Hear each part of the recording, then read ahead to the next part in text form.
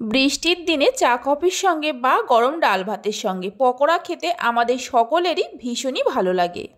আজকে আমি বাড়িতে থাকা আলু দিয়ে সম্পূর্ণ নিরামিষ একটা পকোড়া বানিয়ে দেখাবো। হাতে মাত্র 5-10 মিনিট সময় থাকলে বানিয়ে নিতে পারবেন। এই পকোড়াগুলো খেতে খুবই ভালো হয়, আশা করি আপনাদেরও ভালো লাগবে।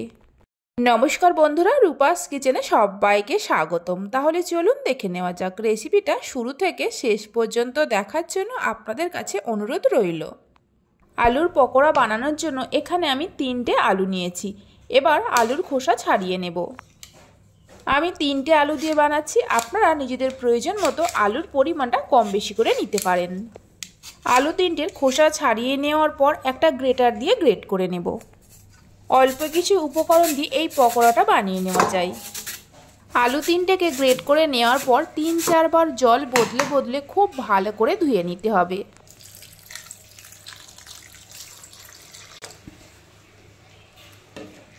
আলুগুলোকে খুব ভালো করে ধুয়ে নেওয়া হয়ে গেছে। আলুর থেকে জল ঝরিয়ে নিয়ে একটা পাত্রের মধ্যে রেখে দেব। এইভাবে চেপে চেপে খুব ভালো করে জল ঝরিয়ে নিতে হবে। আমি নিরামিষভাবে পকোড়াটা বানাচ্ছি, আপনারা চাইলে পেঁয়াজ রসুন দিয়ে বানাতে পারেন। এবার এর মধ্যে দিয়ে দেব অল্প করে গোটা মৌরি আর অল্প করে গোটা জিরে, মানে হাফ চামচের থেকে একটু কম করে দিয়েছি। সামান্য হিং দিয়ে দেব, মানে 1 চামচের 4 ভাগের 1 ভাগ। অল্প করে হলুদের গুঁড়ো দিয়ে দেব, অল্প করে কাশ্মীরি লঙ্কার গুঁড়ো দিয়ে দেব। হাফ চামচের মতো ভাজা জিরের গুঁড়ো দিয়ে দেব আর হাফ চামচ চাট মশলা দিয়ে দেব।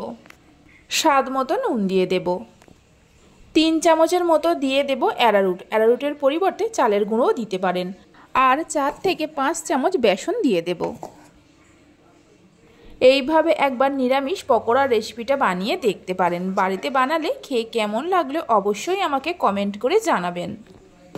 1 মুঠো ধনেপাতা আর 3টে কাঁচা লঙ্কাকে কুচিয়ে নেব। তবে ঝাল আপনারা যেমন খাবেন সেই মতো কাঁচা লঙ্কা দেবেন।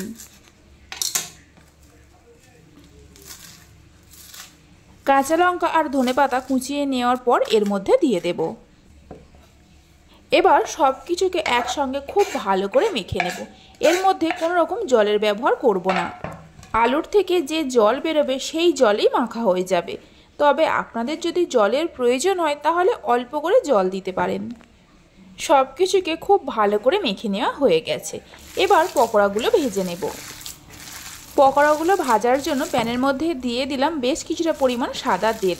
গ্যাসের ফ্লেমটা হাইতে করে তেল খুব ভালো করে গরম করে নেব।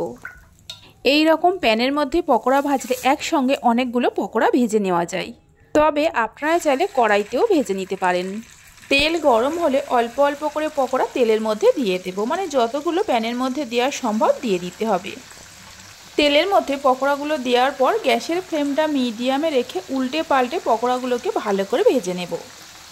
মিডিয়াম ফ্লেমে 2 মিনিটের মতো এইভাবে রেখে দিয়ে তারপর একটা একটা করে উল্টে দেব।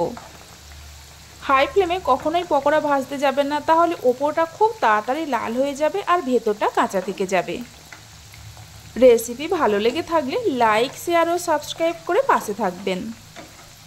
উল্টে পাল্টে পকোড়ার দুটো সাইড ভালো করে ভেজে নেওয়া হয়ে গেছে। দেখুন পকোড়ার মধ্যে সুন্দর একটা কালার চলে এসছে। তেল ঝরিয়ে নিয়ে তুলে রেখে দেব। এইরকম গোল্ডেন ব্রাউন করেই পকোড়াগুলো ভাজতে হবে। বাকি পকোড়াগুলোকে এইভাবে ভেজে নেব। চা কফির সঙ্গে বা গরম ডাল ভাতের সঙ্গে এই পকোড়া খেতে অসম্ভব ভালো লাগে। মুচমুচে আলুর পকোড়া আমাদের তৈরি হয়ে গেছে। দেখুন কত সুন্দর হয়েছে আর খেতে তো ভীষণই ভালো হয়। তাহলে চলুন ভিডিওটা আমি এখানেই শেষ করছি। আপনারা সবাই ভালো থাকবেন, সুস্থ থাকবেন। ধন্যবাদ।